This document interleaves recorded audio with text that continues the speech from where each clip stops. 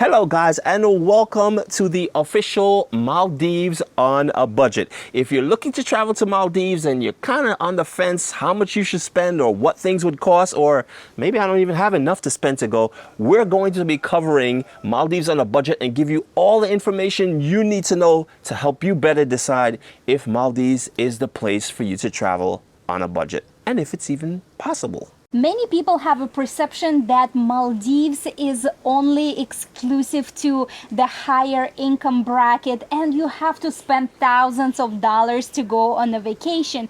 But when we travel in the Maldives for the entire month, we have gathered so much information for you, including on how to visit the Maldives on a budget. If you're new to our channel, my name is Devon. And I'm Irina. And we are Just Be Out. We create informative travel videos to help you get the most out of your vacation.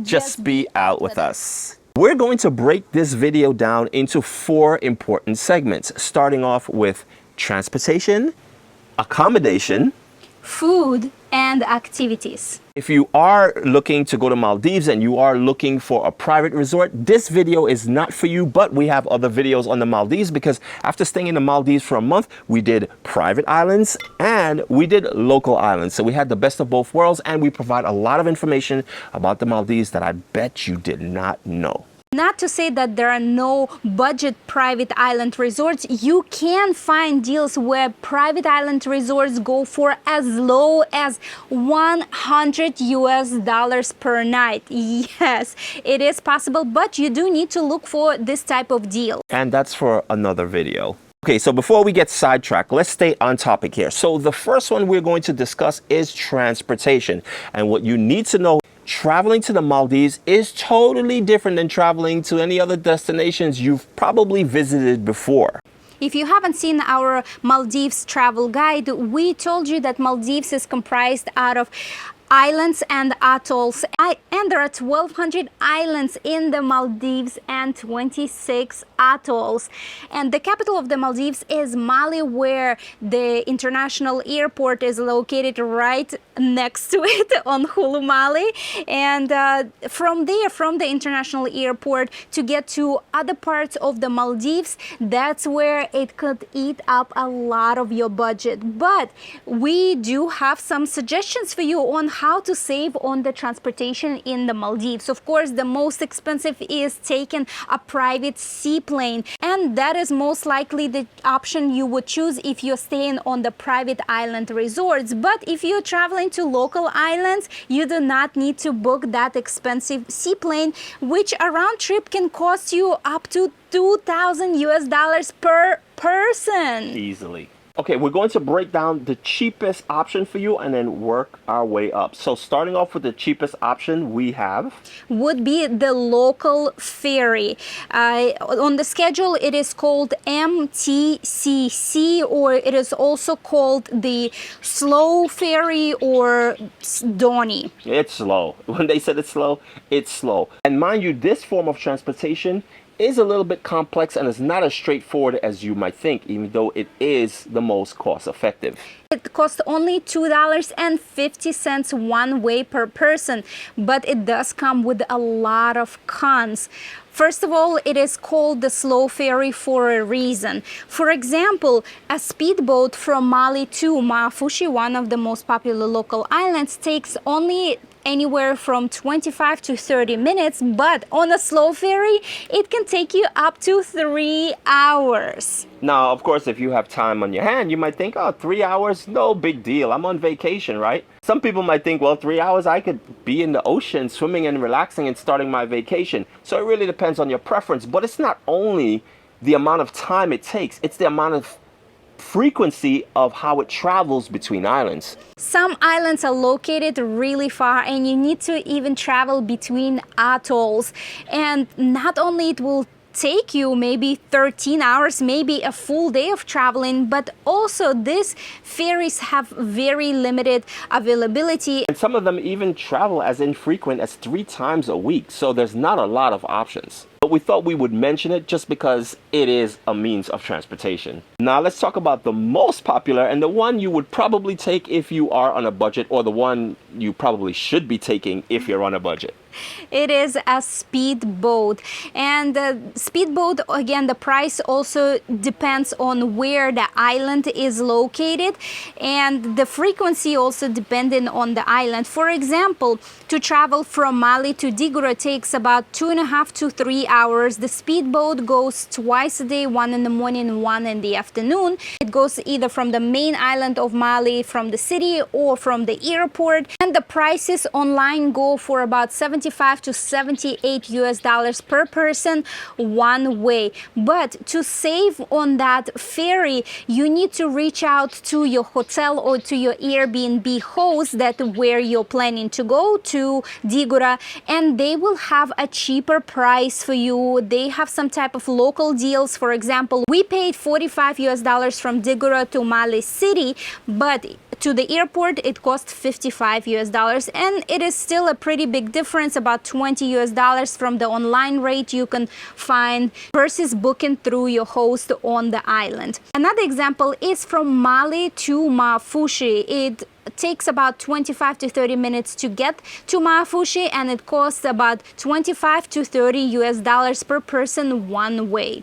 There are so many speedboat transfers to Maafushi. They run pretty much every half an hour. There are different companies. So if you even miss one, you can just hop on half an hour later on another one. It is very easy to reach Maafushi. Now let's get into the next one, the private boat. And you might think, well, private boat, that might cost an arm and a leg. How could that be budget if it's private? But it is not as expensive as you might think. It also depending on the size of your group. Maybe if you're a family of 4, the price is only per boat. So if you're 2 or 4 or maybe even 6 people, it wouldn't matter. They charge per boat depending on how many miles you have to go, and they calculate how much gas they would need. The prices for private speedboat transfers can tremendously vary, especially if you go to those private island resorts where they always say you have to have a mandatory transfer purchase from the resort, but it is so much more expensive. So if you're traveling between islands that are pretty close to to each other, anywhere within 30-minute boat ride, it might be cheaper to book a private boat. And the way you do that is you can shop around and find the best price. Yes, so if you are on a local island and you might want to visit another island, you basically just ask the locals. Like any store you walk into, whether it's like a little, grocery store or a souvenir store or a restaurant, just say, hey, I'm looking for a connecting boat from here to there, and do you have a WhatsApp number for someone that has a boat? And they have all the connections. They know all the boat drivers, the independent boat drivers, and they will give you the phone number, or they'll reach out and say, hey, I have someone looking to for your services. Do you want me to connect you? And then they connect you and they give you a quote, and now you could just go to someone else and say, hey, I want to do the same thing, and then you start shopping and find the lowest rate. Just to give you an example of a 10-minute boat ride would cost you about anywhere from 50 to 70 US dollars, and that's for a boat. So if you have 4 people, that would be cheaper.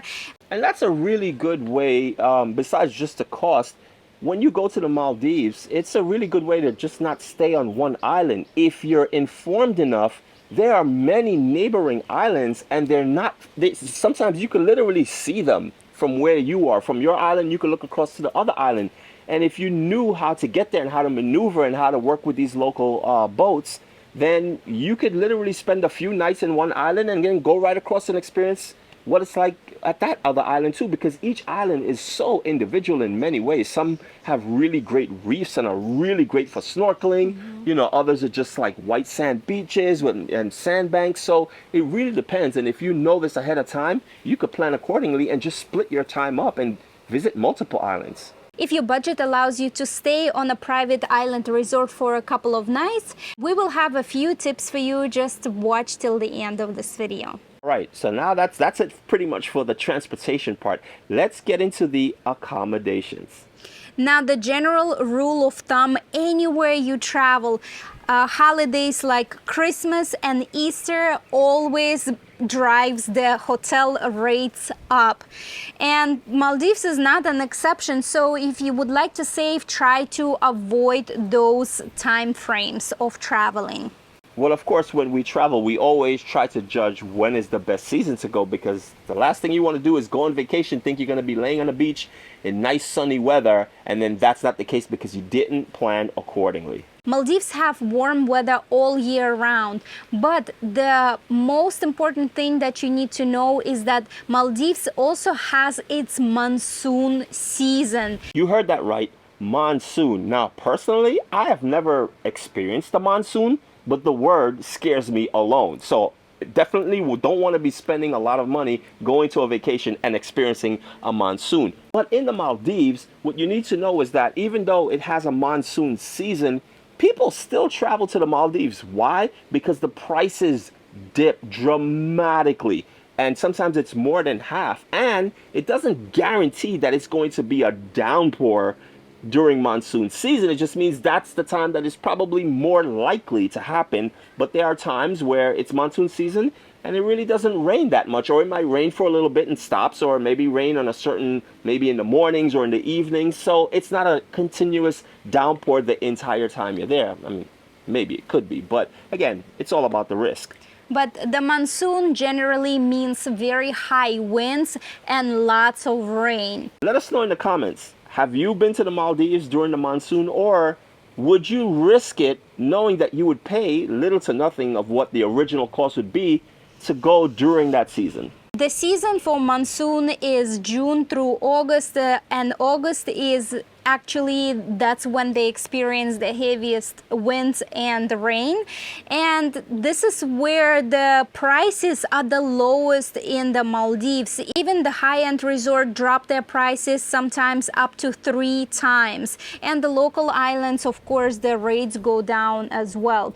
This is when you will have also less people traveling. So if you want to avoid crowds and don't mind some rainy days and high winds, this is might be a good option for you. And also keep in mind, during monsoon season, sometimes it is possible that speedboats might cancel their transfers, so you might get stuck on an island. And so be sure to purchase insurance for your flights too if you need to reschedule your flight. And be sure to bring motion sickness pills, because during the monsoon seasons the waves are much rougher and you might get sick. But when we were traveling in March and April, we did not experience any type of motion sickness when we did our speedboat transfers. The best alternative would be probably the shoulder season. It is May, September, October, and maybe half of the November. This is when you will still encounter rain, yes, but it will be less chances of rain, and the rates will still be fairly low for the hotels. And the highest season is December through April. This is considered the dry season, but when we were visiting in March and April, there were still some days that were overcast, and we still encountered some rain as well. If you're getting value from this video at this point, please give us a thumbs up. It'll help a lot of people who are thinking about traveling to the Maldives. It'll help this video reach them as well, and hopefully it could better prepare them for their vacation. Now, let's talk about the actual numbers, right? Because that's where it really matters. What's the numbers when it comes to accommodation based on the months and the seasons and everything else? Well, talking about a little bit more specific is still pretty difficult because it depending on the island. Even when it comes to the local islands, some islands are a little bit more expensive and there are some that are a little bit more affordable. For example, you can find a room for as low as $30 a night on some of the local islands. Digura versus Maafushi. Digura is a little bit more pricey than Maafushi when it comes to accommodations. For example, when we were traveling to Maafushi in end of March, The cheapest hotel was $85 per night, and the highest price was up to $150 a night. While in Mafushi, the cheapest was $50 a night, and the highest was also around $150 a night. But depending again on the season, the price can go down. Depending on the island, you can find different types of accommodations to fit your budget while traveling to the Maldives. Now that brings us to our next chapter in this video, which is about food. So all you foodies out there, or you might see all these videos on people who are doing all these massive food buffets, and they're doing their swim up breakfast platters and stuff like that, and you would want that, and you're like, well, what am I going to eat if I'm doing a budget? I know I probably can't afford that, but there is options for you. When it comes to the local islands, the food is surprisingly very affordable. You can find a burger for $10 US, a basic club sandwich for $3, $3 coffee, $12 pizza, $10 fried rice. And these numbers are based, if you compare it to private resorts, a burger can literally be $30 to $40 easily. So even though we're giving you these numbers, these are based on local island prices. There are also some hotels on local islands that offer dinner buffet, unlimited, all you can eat for as low as $18 US per person, with a lot of pretty good options. Many hotels do offer breakfast buffets as well, depending on the hotel you are staying in. And we did notice a lot of the hotels, even if it's a bigger hotel or even a boutique hotel, smaller ones, they all have kind of like a restaurant in the bottom, below the rest of the ground floor. The entrance would be a restaurant, so there's always food options. And the best option to save money, of course, is to book a hotel that offers you breakfast options. Most of them offer very simple breakfast, but that will be enough to get you going and off to your excursions and activities. Which brings us to activities. In the Maldives, is all about water activities, and depending on the island, the prices might range a little bit. For example, a fishing excursion costs $45 on Digura, but on Mafushi it is $30 per person. So generally tours, depending on the tour and where you go and what you see, go from $45 to $80. But based on the tour that you are interested in, the prices usually goes from about $45 to $80. For example, we went on a whale shark excursion in Digura, and we will leave the link in the description below. That was $80, absolutely epic trip. And in Mafushi, we went for a half-day snorkeling tour with nurse sharks. We saw pods and pods of dolphins. We did stingray encounter, and they brought us to a little private island and gave us free lunch as well. And how much we paid for that? That was $50. Per day. And that was, even though it was advertised as a half of the day excursion, that was pretty much a full day. That was pretty much a full day, and they gave you photos. So if you don't have a GoPro and you want to capture all the beautifulness underwater and you didn't have a GoPro, well, don't worry about it. They got you covered because that was included in the price. There was an upcharge if you wanted kind of like a drone shot, but it's a small fee for the drone shots, and they would give it to you the next morning, early the next morning. So all in all, those types of excursions are worth every penny, hands down. If you are looking for parasailing, it is about $80 per person. Jet ski for half an hour, about $75 per person.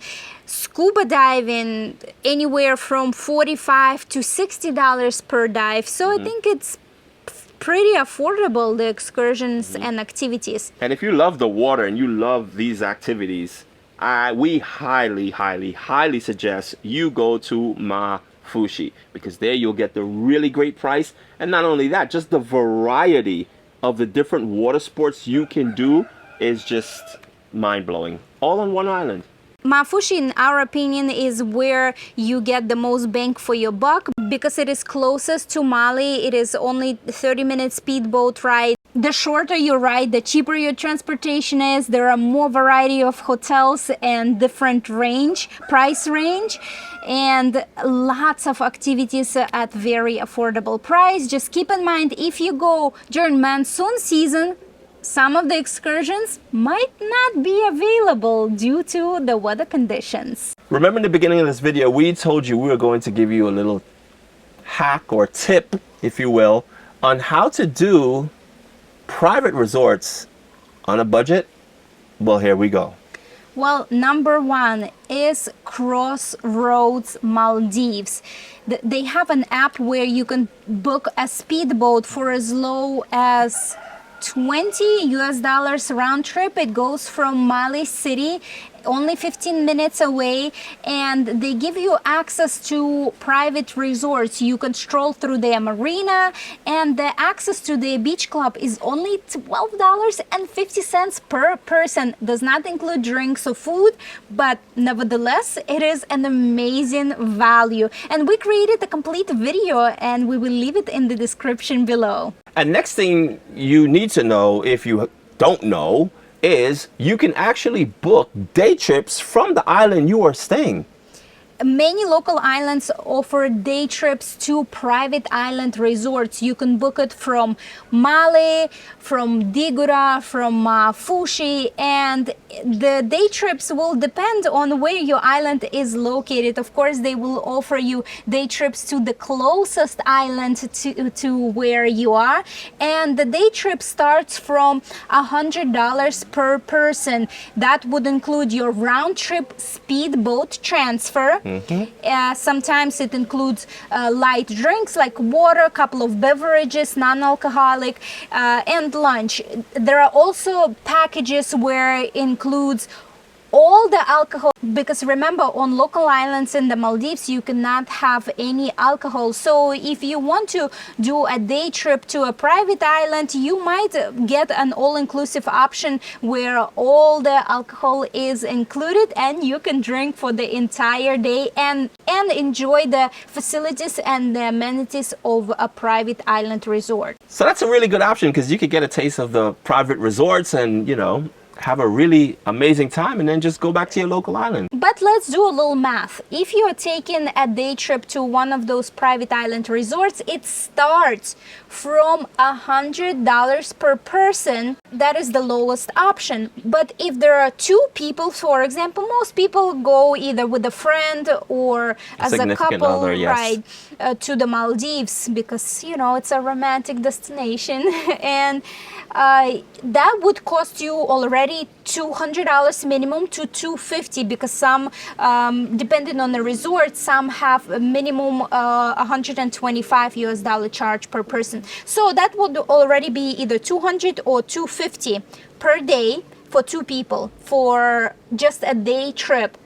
But you need to also count how much you spend for your hotel room on the island you are staying in. So let's say you are maybe spending even $80 or $100 for the room. So that would come really close to $300 for that day that you're planning to go for a day trip. Well, if you can afford to spend $300 for two people for at least even one day at a private island resort, why not book an actual overnight stay at that resort?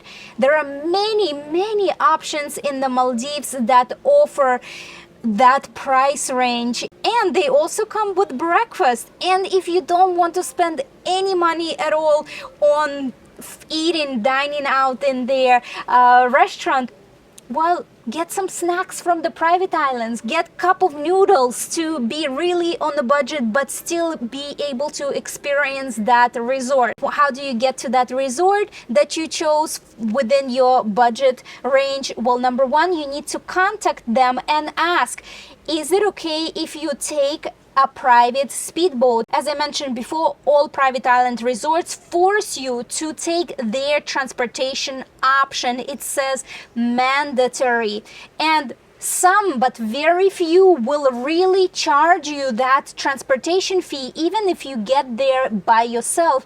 But many will say it's okay, just come on your own transportation. And while you're, for example, in Mafushi or Digura and you want to go to a private island resort that is just about 10-minute speedboat ride, get a $50 private speedboat from any local fisherman, any locals on that island that own a boat, and they will take you to that resort for even that one night, and it will be definitely worth it. So overall, if you are doing budget, local islands is the way to go. But there are multiple things you need to know before visiting a local island. There are some pitfalls and certain things you need to be aware of that could potentially ruin your vacation if you don't know. So we created a video, what you need to know on local islands. You can click on it right there. You go in and watch that, and it'll explain everything you need to know.